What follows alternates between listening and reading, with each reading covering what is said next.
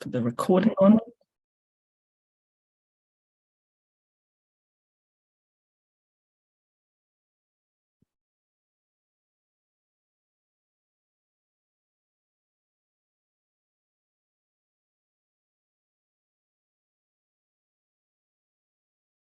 Hi, everyone. Thank you for joining us today. We'll just give it 1 or 2 more minutes, just to give people a chance to join us today, and then we will get underway.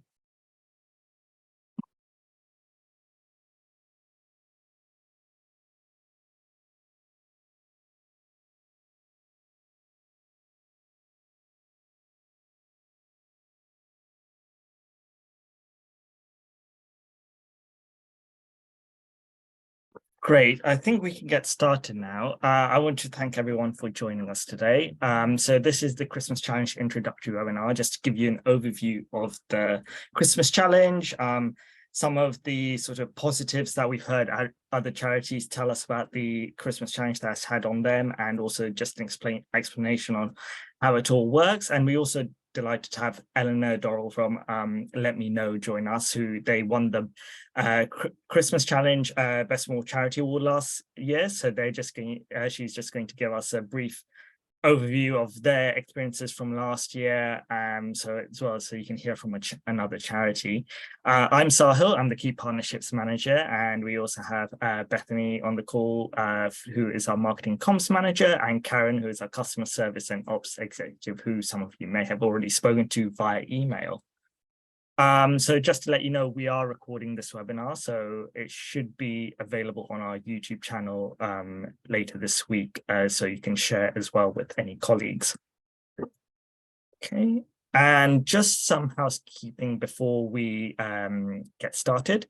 So there is a chat box in the Zoom panel, so please set your chat reply to everyone so everyone can see what you're saying. So feel free to introduce yourselves there, who you are, what organization you're from, and yeah, you can do a bit of networking and share ideas with other attendees.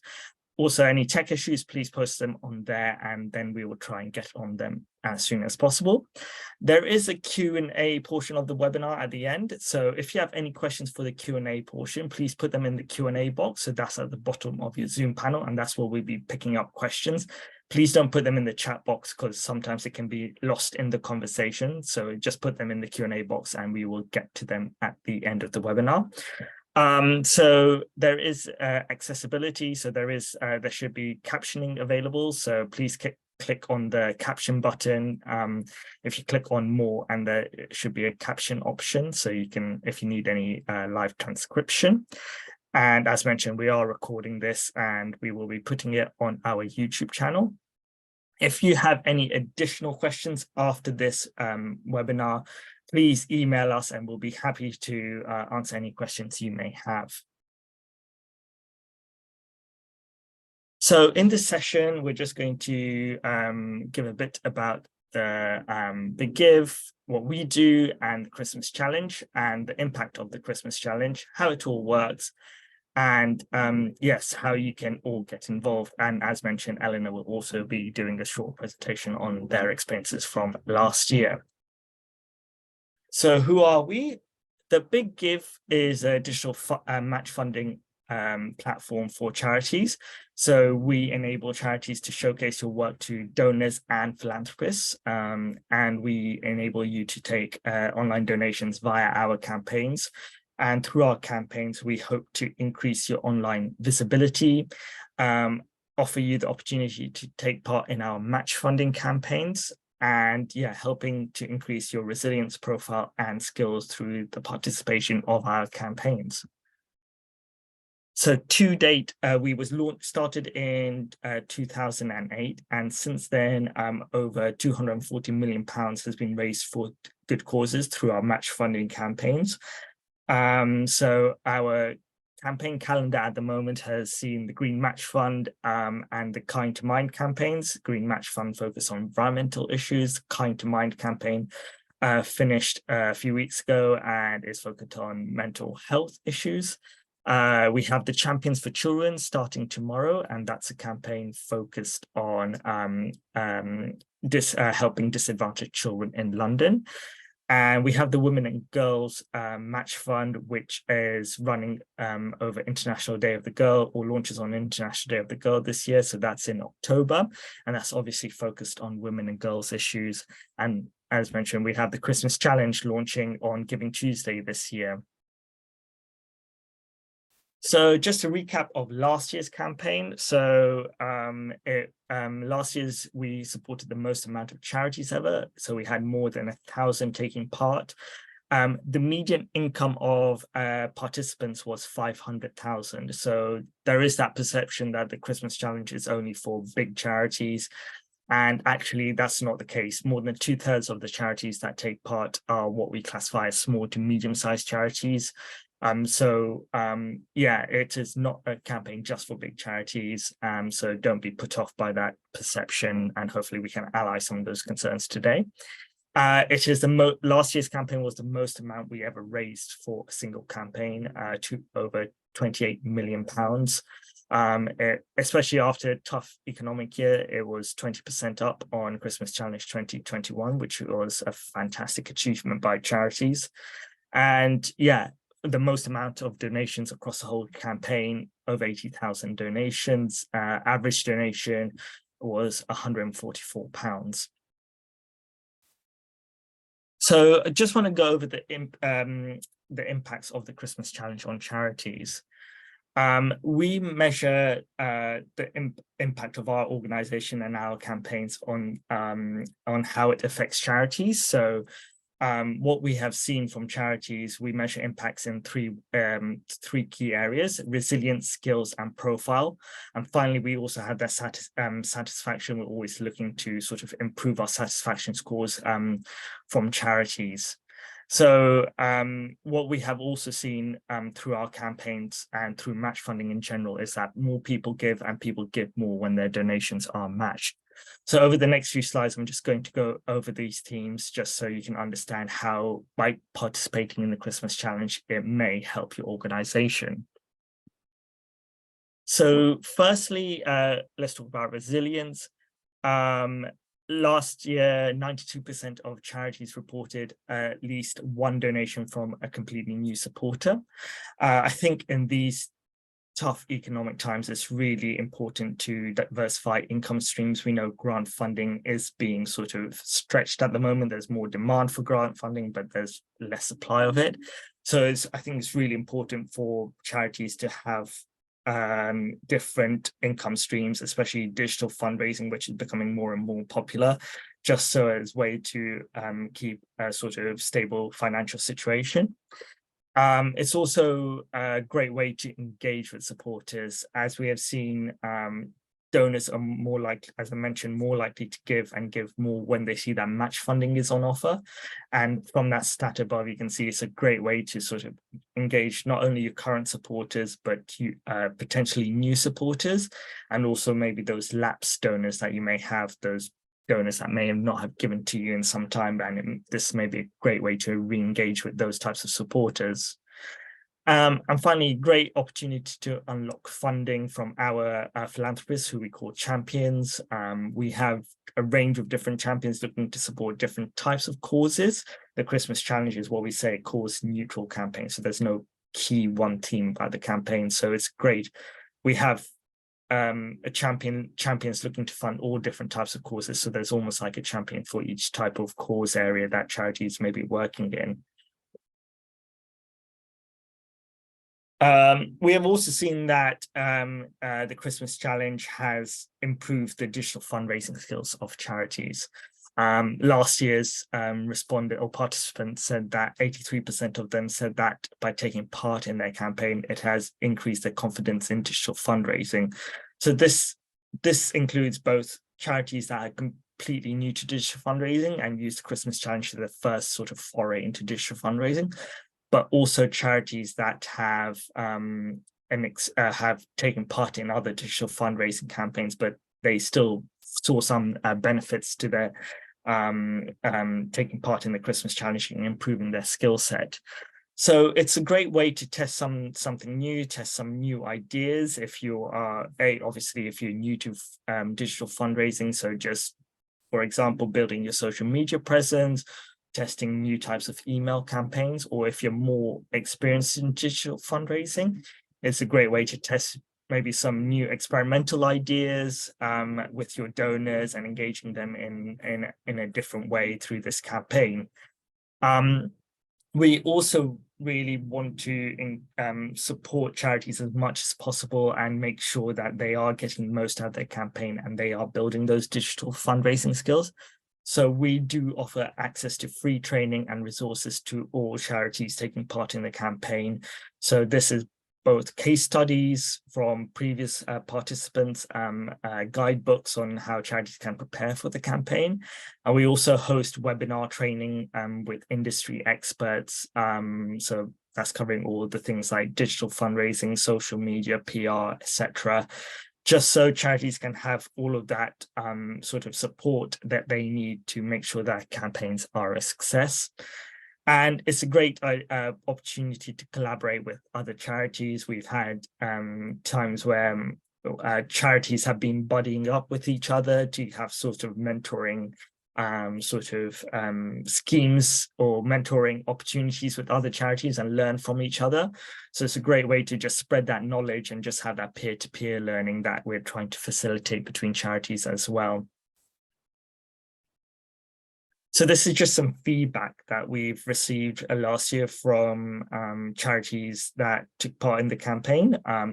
After each campaign, we asked charities to complete a post-campaign survey just to understand the impact the campaign has had on them, but also so it can help us improve our campaigns. And yeah, this is just some of the feedback that we've got in terms of how it's helped charities build their skills and their relationship with supporters. It's also, the campaign is also a great way to increase your profile as an organization. So we all know that Christmas is one of probably the busiest time of fundraising for the sector. And we think that coming under one umbrella campaign can really help amplify the voice of your charity as an individual, but also just the sector as a whole. So we market the campaign as a whole, as well as obviously the focus for charities to market their individual campaigns, but we market the campaign as a whole to try and get in the press, try and get in front of as many people as possible. We also have a donor base of about 100,000 donors who we also reach out to visit the website during the campaign week and make a donation to a cause that resonates with them. Charities have said to us that the campaign has helped build their morale internally and externally. So internally, we've heard charities say that they've had different parts of the team come together and work on this campaign that they normally wouldn't do. And it's been exciting for them to engage with their trustees as well on the campaign and just get them involved in sort of marketing the campaign and sharing it with their sort of networks. And just seeing their sort of donations go up every day during the campaign week. And obviously building that morale externally with your donors, they get excited when they see that their donation can go twice as far this Christmas by donating during the Christmas challenge. And it's also something to shout about. So obviously you can have all of that content lined up before the campaign, during the campaign, and also after the campaign, just saying what you're raising funds for, and then how much you've raised after the campaign, and just being really spreading that message with your supporters about all the fantastic support they've given you and how much their donations plus the match funding will go to the great causes you're raising funds for. So overall, charities do report back to us that their campaign has helped increase their profile, whether they're a small charity or a larger charity. So I'm just going to, stop sharing and then resharing because I'm not sure, if the sound is working on this. Just bear with me. So just want to play the Christmas Challenge promo video, which we had last year, and it features some famous celebrities and just how what we do to promote the campaign.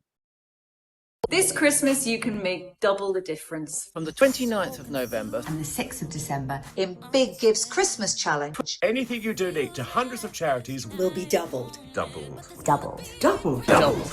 We're living through difficult times. So this Christmas, we'll make your giving go twice as far. Let's support those causes closest to your heart. And warm welcomes To acts of kindness. Whether it's helping the youngest, Or the oldest.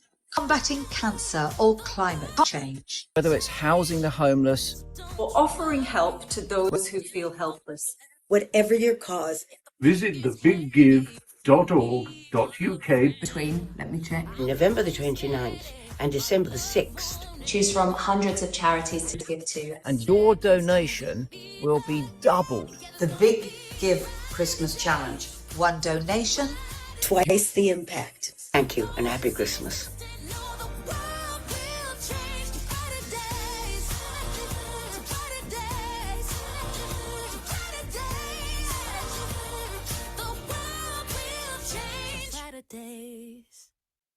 Hopefully the sound all worked for you. And we will now go to how it works. So I'm going to let Beth come on and take you through the next part of the webinar. Thanks, Sahil. Hopefully you all can hear me. So yeah, as Sahil mentioned, I'm going to try and provide as much detail as possible to break down each stage of how the campaign works. But before we go into that, I think it's really important to understand some of the key terms that I'm going to be mentioning, just so there's no confusion there. So firstly, we're going to reference your match funding pot a lot, and there's two key terms within the match funding pot that you need to be aware of. So first is pledge or pledges. So a pledger can be anyone in your charity network that essentially commits match funding to support your campaign. So a pledger could encompass a trustee, a foundation, a trust, but essentially anyone who is committing match funding to your campaign for the Christmas Challenge. And these pledges count as promises of funding to your campaign, which are then unlocked during that campaign week in November. So pledges are sourced and managed by your charity. When we refer to a champion, we're referring to Big Gives partners. For example, one of our partners last year is the Reed Foundation. A couple of others have also included Julia and Hans Rousing Trust and DCMS. But these are essentially high net worth individuals, foundations, or companies, etc., who want to support a charity's campaign through additional match funding. So your charity can unlock this match funding again, through online donations raised during that campaign week, but champions are sourced and relationships are managed by Big Give. And then finally, online donations. So this is essentially anyone in the public, could be an individual, could be an organization, but anyone wanting to donate to your charity via the Big Give during that campaign week in November to December. So all of these online donations that are made during that week unlock the match funding that you have available in your pot. So yeah, there are a few key terms. I'm sure we'll get a few more questions about them, but next stage, please. So the first process of the application is this initial application. So this is where you start to write down everything to do with your project, what you're raising funds for, what your project's about, the impact, all of your reserves and safeguarding details, etc. And these will be needed to be completed by the deadline of Friday, the 7th of July. So that's just all you need to do in that initial stage. And then from that stage, you can move straight onto this next stage, which is called pledge collection. So you don't have to wait till the 7th of July to get to this stage. As soon as you completed stage 1, you move straight onto stage 2. So pledge collection is where you start reaching out to those people in your network to raise pledges for your campaign. And the minimum amount of pledges you need to raise is £1,000, but the minimum individual pledge amount is £100. So you could have 10 pledges all pledging £100 to get you to that target. In this example, the pledge that the charity has collected is £5,000, and the deadline to collect these pledge promises is the 1st of September. From that stage, all of your applications are given to Big Give.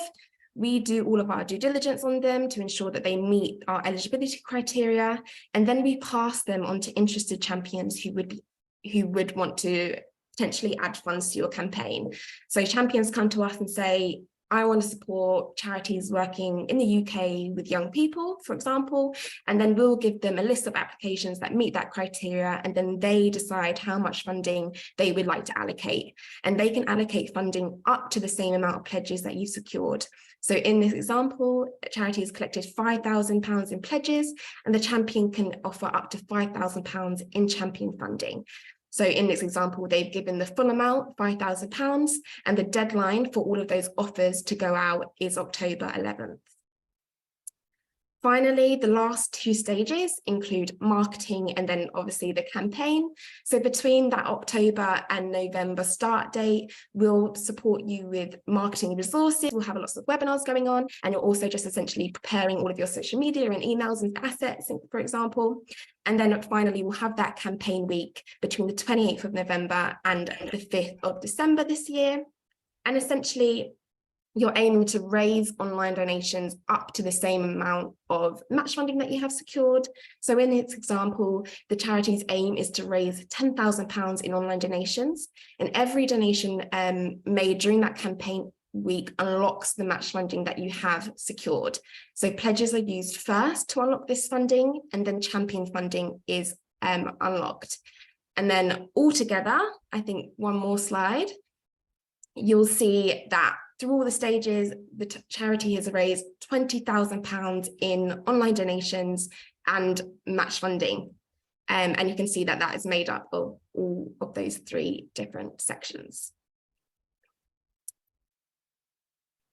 So in terms of who we work with, we have a range of champions, charities, and also press that we work with throughout the campaign. So for example, some of the champions I've already mentioned include the Reed Foundation, Julian Hansrausing Foundation. We'll be updating some of the champions that we have on our Christmas Challenge campaign page, so you can keep an eye on that to see when that is updated and the types of champions that we have involved for this year.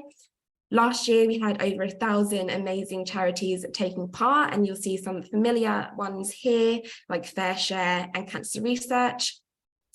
And also, we're delighted just to be working with a range of PR companies to essentially ensure that we can just raise as much awareness about the campaign as possible. Great, so I'll pass on to Eleanor now to give a bit more detail about how their charity did with the Christmas Challenge.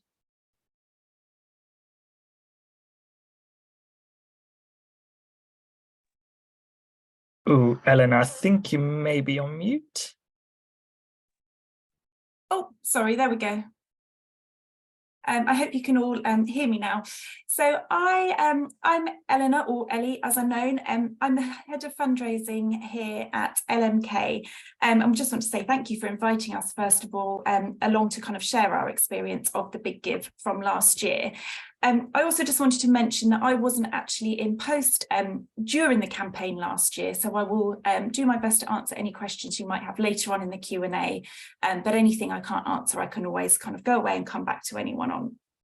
So just, I wanted to give you a quick overview of who LMK is to start with, just to kind of give you some context, because we fit into that sort of small charity sector that was mentioned earlier. So LMK is an education charity. We work with young people, teaching them the signs of healthy and unhealthy relationship behaviours so that they can avoid domestic and relationship abuse and thrive in their relationships in the future. We, as I mentioned, we are a small charity, so we're also a very new charity. At the time of the campaign last year, we'd only been in operation for 2 years. We have a very small team, so we have a core team of 8 people, 2 of whom are full-time and the rest of us are part-time. 85% of our income was generated through trusts and foundations. That's similar at the moment, not quite such a high percentage is generated through trusts and foundations, but it's a similar split.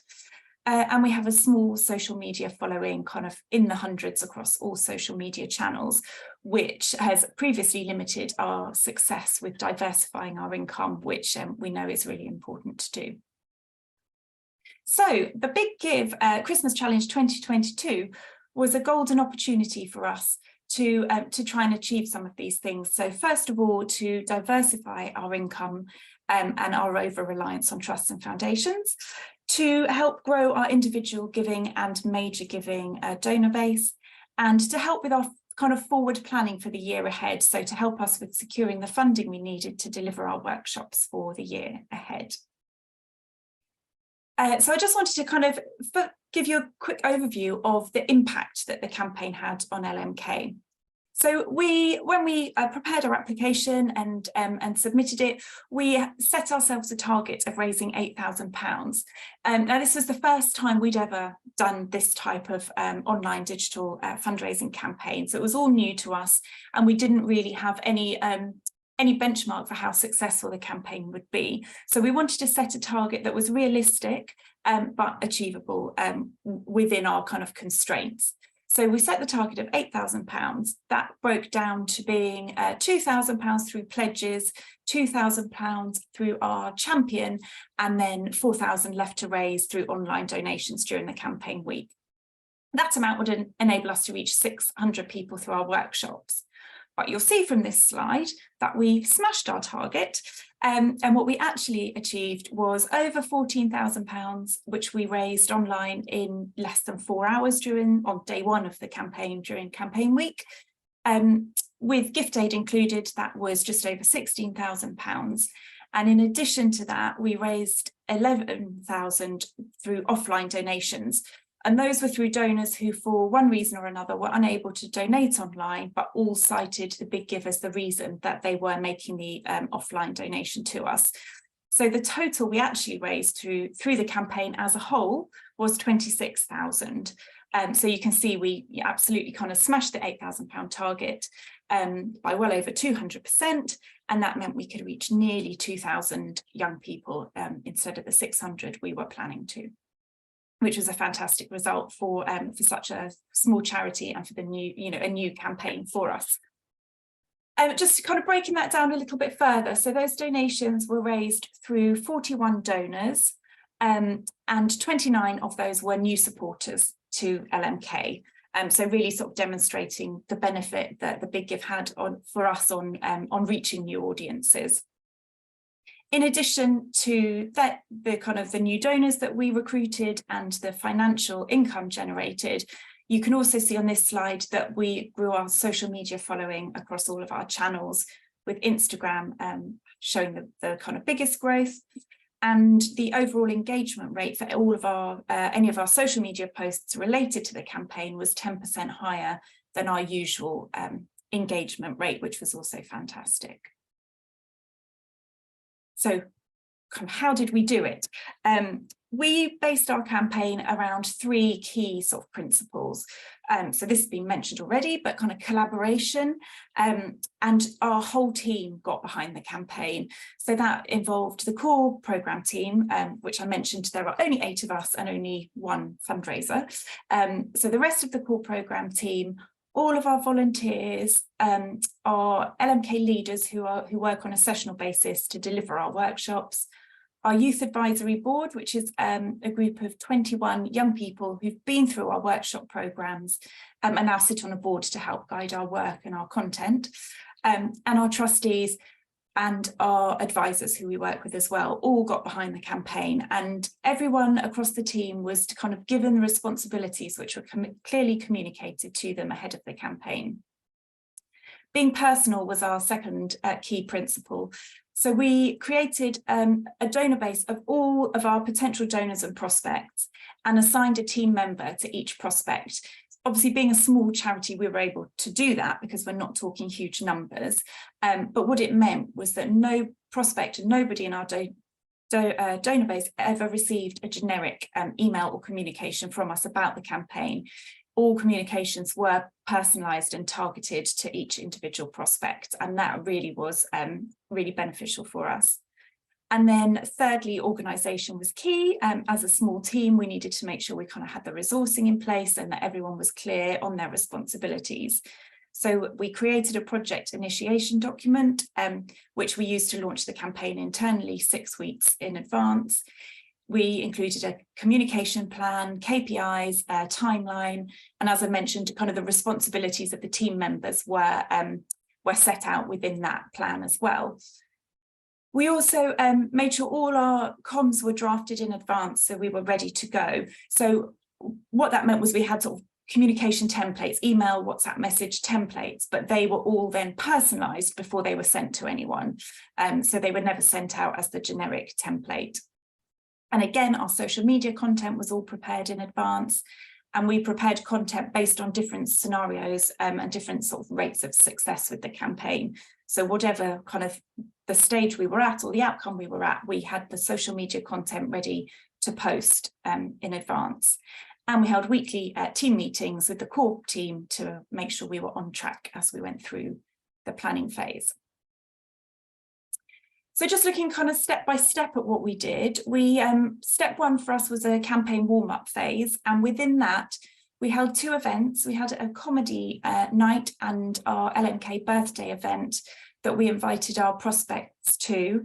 And we then sent out a warm-up email to our whole database a month before the campaign launched. And we then followed that up a week before the campaign launched with a follow-up email as well. And our aim was to secure 90% pledges up front, so that going into the campaign week, we knew we had 90% of our target secured and we only needed to secure an additional 10% that week. We also, step 2 was around the content. So I mentioned we prepared our social media content in advance. So we had a bank of content that we prepared. We used, I think, 20 assets during the week, the build up and the week. And we filmed video footage of our Youth Advisory Board members. They were kind of the real voice and heart of the campaign for us. And so we had all of the video content prepared in advance that we could then seed out throughout the week as needed. And then stage 3 was when the campaign went live. So our aim was to bank all of our pledges as soon as we could and then find the remaining 10%. As you would have seen from the earlier slide, we did that in the first and exceeded that within the first 4 hours of the campaign on that first day. And we did that, we kind of put our success for that down to having really warmed up our prospects beforehand. And then we sent the link at midday, kind of on the dot, on the day the campaign launched, via WhatsApp and email to our prospects. And then we rolled out a series of messages across the week and the day to follow up with any stragglers. We also followed up by phone during the week with anyone who had shown an interest but hadn't yet made a donation. And then that resulted in the £11,000 offline donations as well during the campaign week. And then finally, step 4 was kind of post-campaign. And our aim with that was to really show our gratitude and solidify our relationships with the new donors that we'd secured during the week. So we did that by sending out personalised cards and messages through, again, social media video content. Our co-founder posted a lovely, filmed a lovely video thanking everyone for the success of the campaign, and that was shared on social media.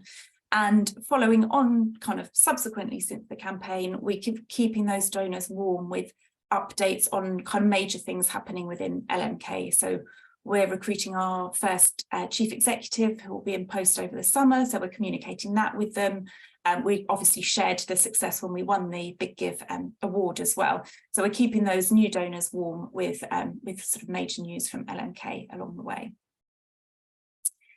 And then moving on to what we learnt and kind of what we'll be taking forward in future with the Big Give was focusing on the process. So as I mentioned, we're a small team, and so making sure we were well resourced internally and had the processes and plans in place internally was key for us.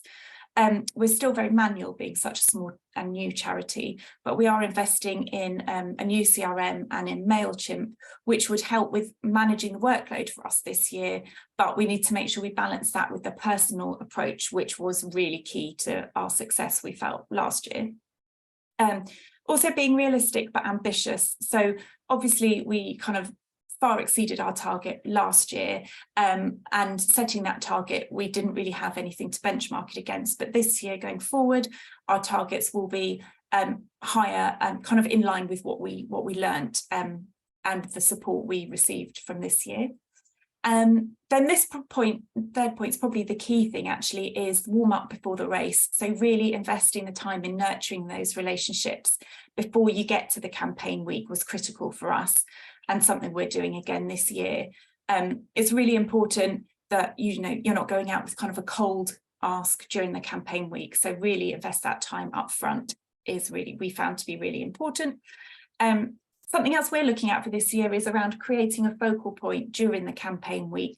So I mentioned our youth advisory board were very much involved in the content creation for the campaign, but we want to be able to give them an opportunity to be involved in some way during that week. So we're looking at other fundraising opportunities to involve the young people during the campaign week as well. And then having an authentic voice, again, is really key, and we found really, really beneficial for us. So really putting those beneficiaries, for us, that's the Youth Advisory Board, at the heart of the campaign, make them the voice, the kind of face and the spokespeople, and that really helps resonate with your donors. That's kind of a whistle-stop tour of what we did, but hopefully that kind of gives you a snapshot of how a small charity, can be successful with the Christmas Challenge. So I mentioned we are very small and very new, and our success far exceeded our expectations. So yeah, hopefully that was useful, and please do ask any questions later in the Q&A. Thank you.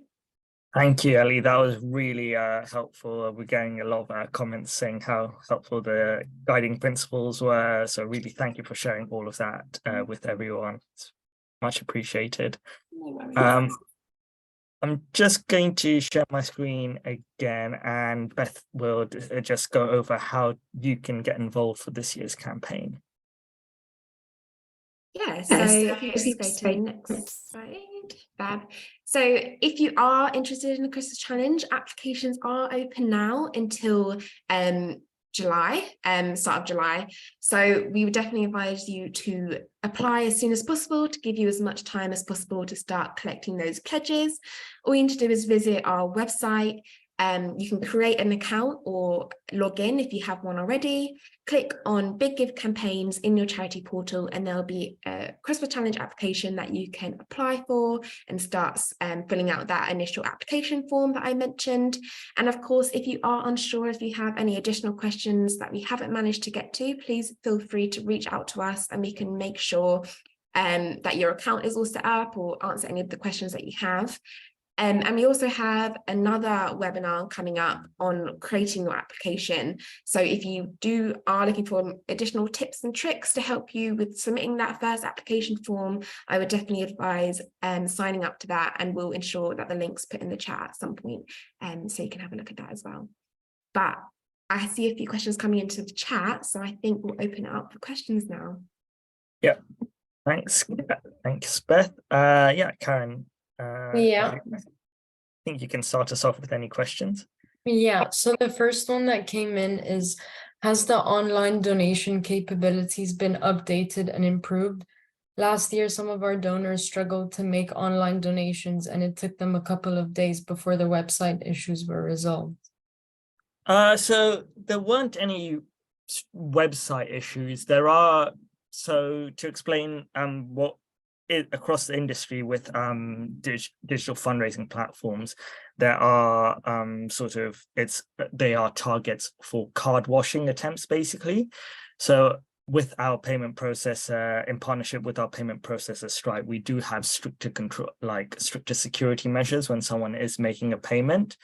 So what we do advise donors to do is, when they're making donations, is to double check like their address on their card is matching what they're putting in the donation form, double check all the details they're putting in, because we have these stricter controls just to stop these fraudulent donations being made. Quite often what we see as well is that, especially with Apple and Google Pay payments, is that maybe someone's changed address or something like that, but the address in their Google Pay doesn't actually match the address with their card. And so to really just double check all of these before they make the donation. And we have also introduced a new donation option for this year. So, and for donors that want to donate more than £500 or more, there is a BACS donation facility this year that they can use to make their donation as well. And just to kind of go on to that as well, we're taking all charity feedback into account, and we're currently working on updating some of our donation journey to make the process more seamless for donors and provide a bit more information on our tips as well, so that there's just less friction there than donors as well. Great, thanks both. So the next question is, can we still run the Christmas campaign if we receive pledges but no champion funding? Yes. So I think last year we saw 75 or 80% of charities that secure the minimum £1,000 in pledges receive some form of champion funding, but unfortunately we can't guarantee every application will receive champion funding. But if you do secure pledges and are not awarded champion funding, you are invited to take part in the Christmas challenge if you want, using just your pledges as the match fund. So that is an open invitation in that scenario, and it's up to you if you want to accept or decline that invitation. So absolutely, you can take part using just your pledges. In the event that you decline, it is obviously your responsibility just to inform your pledges that they're not liable to pay anything because you're not taking part in the campaign. When do we have to declare the amount of pledges we have received and the total amount we want to raise, as the application has to be in by the 7th of July, but pledges secured by the 1st of September, which may impact our final amount? So in that initial application form, you have to set your fundraising target. So this is where you just start to think about how much you could potentially raise overall in the campaign, which includes how much you want to secure in match funding, which is pledges and champion funds, but also how much you want to raise in online donations. The next stage is that pledge collection phase. So as long as you reach the minimum amount of £1,000 in pledges, you can still take part in the challenge, even if it's under the original amount you put in your application. But once you've secured your pledges, your targets will update accordingly, as well as update again once the amount of champion funding has been confirmed in October as well. Thank you. The next question is, how do we collect pledges for the campaign? So once you submitted your stage 1 application, you'll automatically be moved into the stage 2 phase. So within your application dashboard, there will be a link to a pledge form, and that is what you need to share with your prospective pledges, and they need to complete and submit that form by the 1st of September deadline. It's a very simple form. It just asks them their name, how much they're pledging, if they're pledging from an organization or as an individual, and their email address. So it's a very, very short form that they need to complete. Just to clarify, they're not transferring any funds at that stage. They're just saying how much they're pledging to your campaign. The pledges pay their pledge after the Christmas challenge ends. So they will pay you directly after the Christmas challenge ends. They don't pay via the Big Give, and they don't pay before the campaign starts. Thank you. So the next question is, if you don't get a champion match, do you still get your pledge donation? So that would, first of all, as I mentioned before, you get that invitation to take part in the campaign if you secure pledges but have not been awarded champion funding. And then obviously it's dependent on the donations you receive during the campaign of how much pledges you unlock during the campaign. And then if you decline the offer to take part in the campaign, obviously that's a conversation you have to have with your pledges if they still want to make a donation to you. And that's a relation, as Beth mentioned, that's a relationship you manage with your pledger, and it's not managed by the Big Give. We're planning a big capital project and have a number of pledges already for that. Would that be an eligible project? So just a reminder that pledges are promises of funding. So these promises of funding are then unlocked during that campaign week in November. So as a promise of funding, it means you can't have that funding already secured. So if you've already been paid the pledge, you wouldn't be able to use that as a pledge for this campaign. If you haven't been paid that pledge yet, and you can discuss with them about potentially paying you after the Christmas challenge has ended, then yes, you would be able to use that. But if they've already paid you, you wouldn't be able to use that on this occasion. The next question is, we are UK based, but with international reach and work. We have donations from international partners. If we receive these separately, not via online Big Give, can it still count towards the total of the Big Give campaign and hence count for pledge/champion? So the pledges are paid to you directly, so they can be international people, organizations from abroad can be pledges. And as mentioned, they pay you directly, so they can pay you via check or back transfer after the campaign has ended. So that's perfectly fine to be as a pledger. As donations during the Christmas challenge week must come through the Big Give website to be matched. So we can accept donations via credit card, debit card, Google, Apple Pay, or we have that BACS donation facility. We cannot match fund or double any other types of donations. So if donors have given to you directly, or if they've donated to you via check, we cannot match fund those types of donations. And just to highlight as well, donors can be from abroad as well, but as long as they donate via the website. Thanks both. If a charity are wanting to do one Big Give campaign over the next few months and are deciding between a one-to-one match funding campaign, for example, the Women and Girls Match Fund, and the Christmas Appeal, would you recommend one over the other?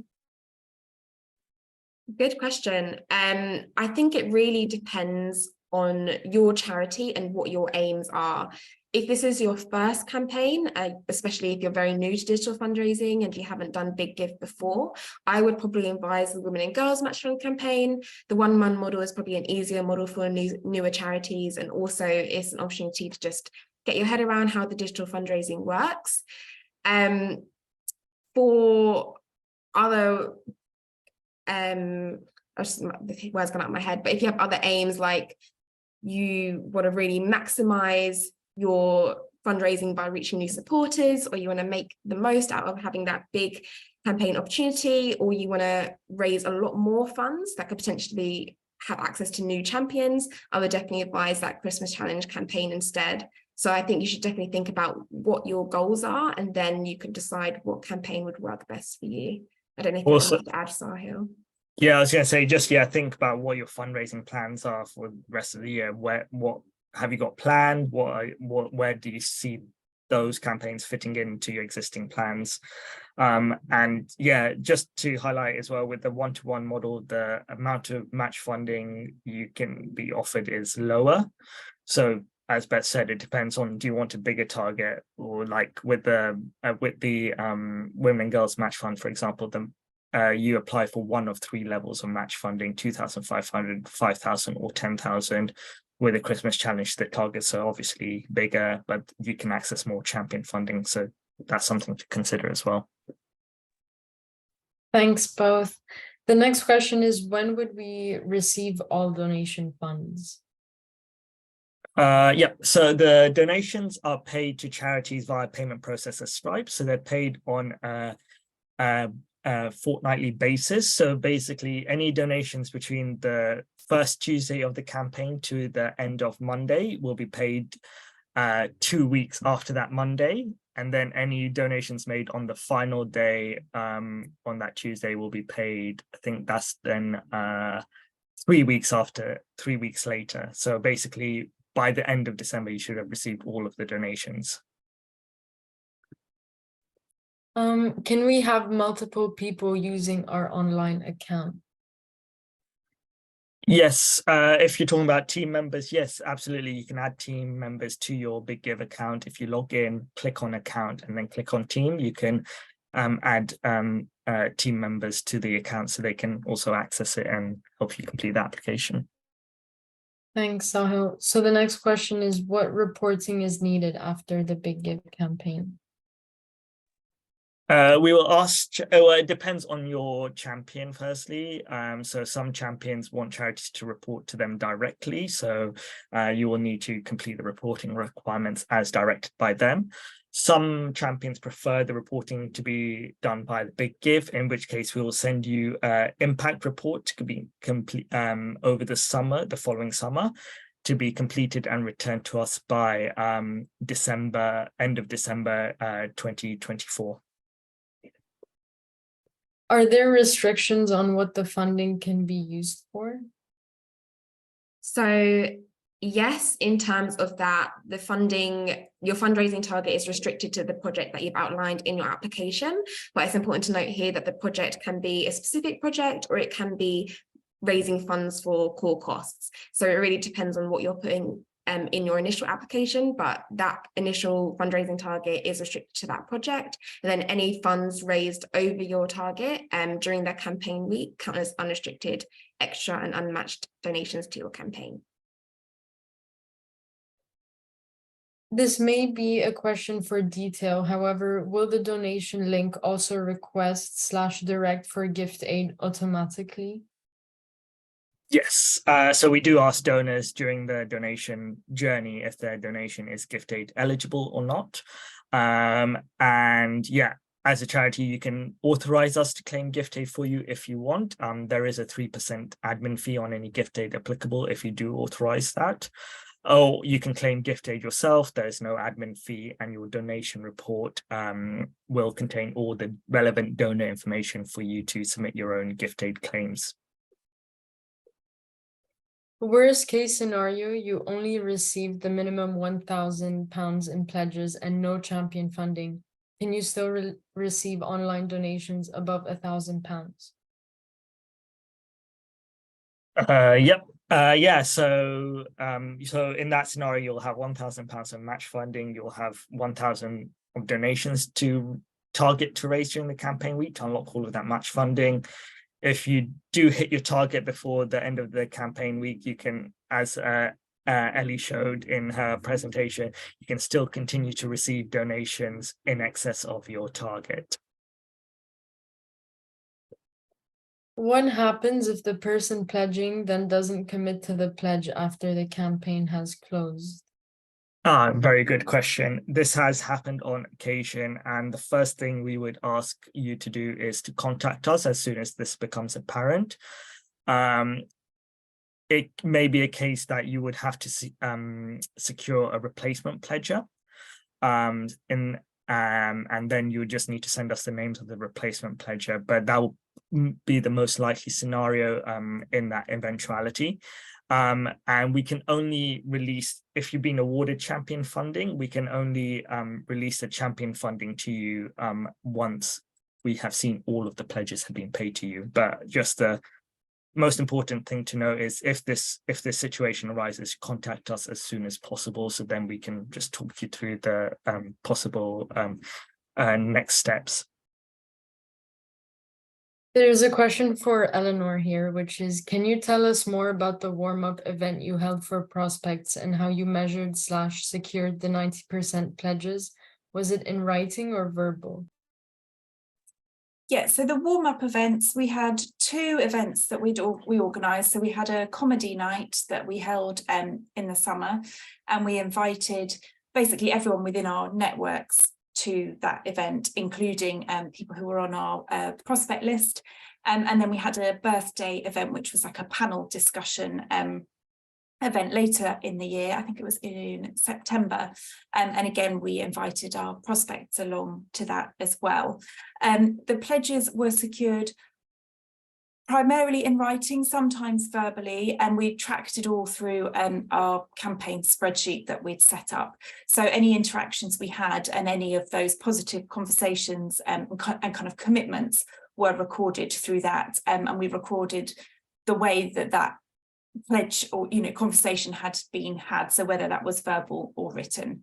So yeah, it was both, and then it was a case of continuing those conversations beyond just that kind of initial pledge, and making sure we had that continuous communication with them up until the campaign week to secure them. Great, thanks, Eleanor. The next question is, how are celebrities shown in the Christmas Challenge 22 launch video matched to charities? Is this done by the Big Give?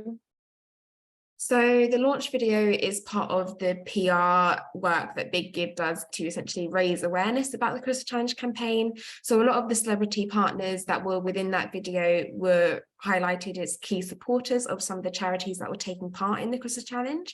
So essentially during that marketing phase, we were reaching out to some of the charities and they offered some of their celebrity support to take part in that video. But also we did some of our own outreach to some celebrity partners to get them involved in that video as well. So we don't match celebrities to charities, they're essentially supporters they already have. Thank you.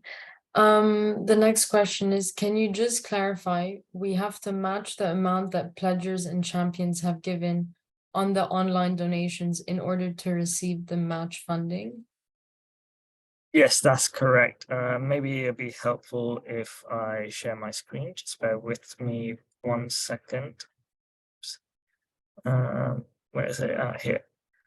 So, yeah, if we go to this slide, yeah, so your match funds are made up of the pledges of £5,000 and the champion funds of £5,000 in this example. So that's the £10,000 of match funds. And then during the campaign week, you need to raise online donations to unlock all of these match funds, which are sort of made up of pledges and champion funds.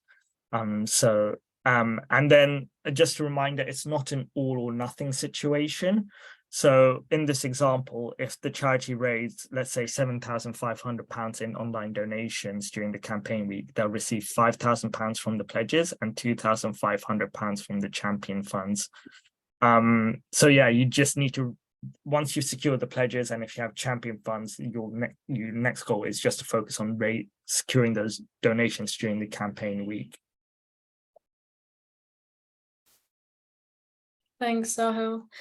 Are there as many champions interested in the Women and Girls Match Fund as well? So compared to the Christmas Challenge, it's fewer champions, but there's still a range of champions that are interested in supporting women and girls charities, particularly as part of that campaign. So there is lots of funding still to be had for that campaign. And I can see there's a question about webinars here as well. So we're not doing any introductory webinars for that campaign, but we will have a range of marketing support for the Women and Girls Match Fund coming up later in the year as well. Thanks, Beth. There's a question here that's, can you please clarify the following? If we manage to get 2K pledged and get a champion during the week, we receive an additional 2K. Will this additional 2K be doubled? So the way that would work, say you've secured 2K of pledges, we will then, in September, we will share your application with champions. Let's say a champion wants to support your charity. They'll put in, let's say they decide to put in another 2K. So you have £4,000 of match funds.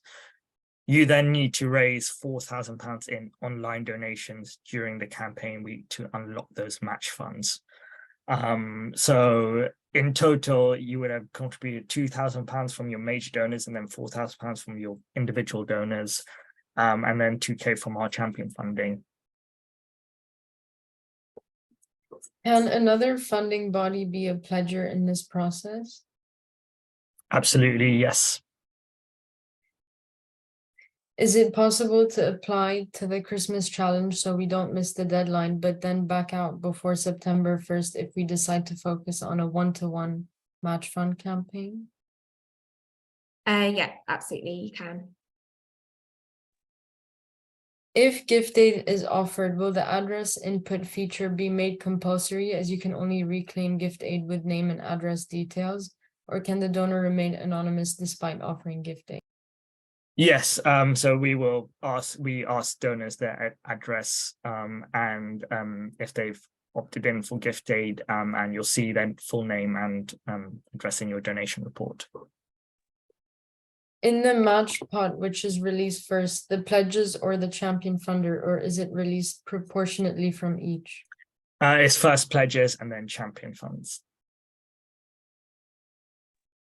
And there's just a comment here that says, please, can you share the presentation? Thanks. Yes, we will make the slides available in your Big Give support account. Eleanor, is it okay to share your slides as well? Great. We'll put that in the Big Give account, and we'll put this recording on YouTube. I think we've hit exactly 1 on the dot, so I think we'll wrap up there. So I just want to thank, first of all, Eleanor for joining us today. So that was a really great presentation. There were really lots of positive comments saying how useful your walkthrough of your Christmas challenge experience was. So thank you again for that. I want to thank everyone for joining us today. You've asked lots of really great questions, and hopefully we've answered most of them. If we've missed any questions, or you still have any questions after this, please just email us and we'll get back to you as soon as possible. But yeah, we're looking forward to hopefully seeing a lot of applications from you all, and yeah, looking forward to reading through them. But I hope everyone has a great day. Thank you all. Bye.